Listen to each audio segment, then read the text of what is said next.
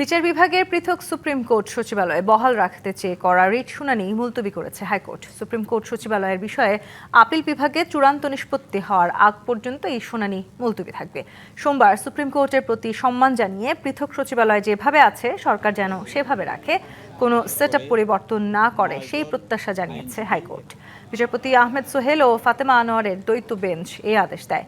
Attorney general Ruhul Kuddus কাজল বলেন, সংসদ তার স্বতন্ত্র ক্ষমতা বলে সুপ্রিম কোর্ট সচিবালয় অধ্যাদেশ রহিতকরণ করেছে। এর আগে বিচার বিভাগ পৃথকীকরণ করে সুপ্রিম কোর্ট সচিবালয় প্রতিষ্ঠায় নির্দেশনা দিয়ে রায় দেয় হাইকোর্ট। ওই রায়ের বিরুদ্ধে আপিল করবে রাষ্ট্রপক্ষ। যে রায়টি ইতোমধ্যে প্রকাশিত হয়েছে আর্টিকেল 116 এবং সুপ্রিম কোর্ট এর ইন্ডিপেন্ডেন্ট সচিবালয় নিয়ে, ওই রায়ের বিরুদ্ধে তারা খুব দ্রুতই আপিল ফাইল করবেন। যে রহিতকরণ আইনের মধ্যে বলা আছে আরও অধিকতর যাচাই বাছাই করা হতে হবে।